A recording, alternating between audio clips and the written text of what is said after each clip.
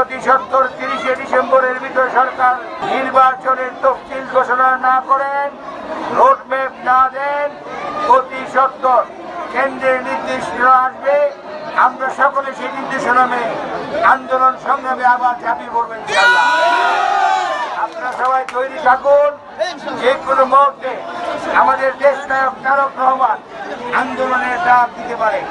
আর সরকারে যদি শুভবুদ্ধির উদয় হয়, আমি আশা করি 2-1 দিনের ভিতরে সরকার তার রোডম্যাপ ঘোষণা করবে।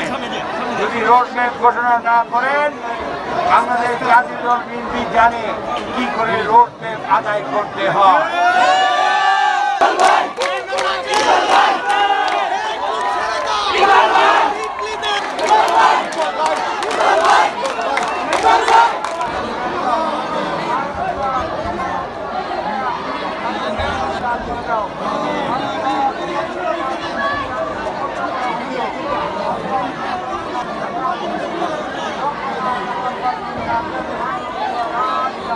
Allah